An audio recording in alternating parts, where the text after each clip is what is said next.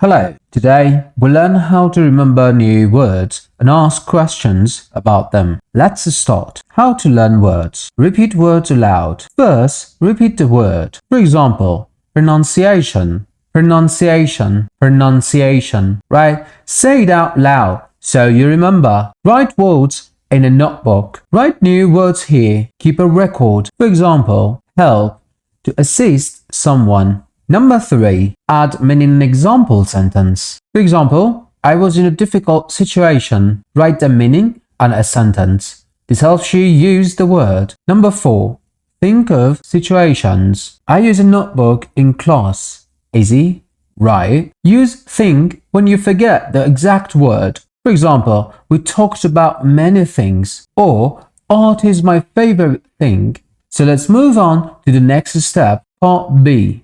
Questions about words. Ask for meanings. If you don't understand the word in a conversation, ask the person to explain it in a similar way. What does something mean? It means something. What does awful mean? It means terrible. And if someone asks you for the meaning of a word and you don't know, just say clearly, I don't know. Number 2, ask for translations. What if you don't know how to say a word in English? Just ask, what's this called in English? It's called a pen or a spoon. And if you forget a word, just say, I can't remember. How do you say fills in English? It's son, but in French, it's fills. Fills is the equivalent of son in English. So you need to replace it with the word you want. Number 3, explain phrases. Sometimes you might not understand a phrase instead of a single word. In that case, ask for an explanation. For example, a student says, could you explain no vacancies? And the instructor says, it means a hotel is full, no rooms left. Speaking of questions, both could you and could you please are polite ways to make requests. Could you help me with this report? Could you please send me the details by tomorrow? Compare words. Sometimes words look similar, but they have different meanings.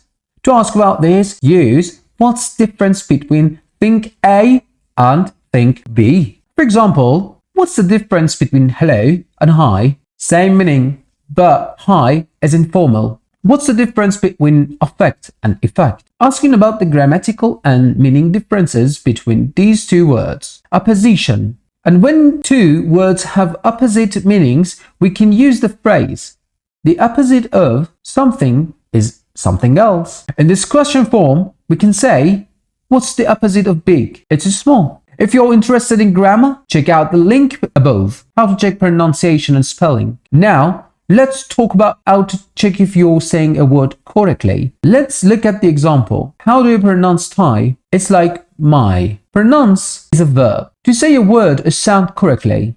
Pronunciation, the way a word is spoken. Be careful with this common mistake. Pronunciation is incorrect spelling, but pronunciation is the correct spelling. And what about comparisons? The phrase it's like my is used to compare something to something you own. It's like my plus noun. For example, it's like my iPhone, but a newer model. When you want to check if something is correct, you can ask, is that right? Asking if something is correct or true. You're moving to Canada, is that right? Is that wrong?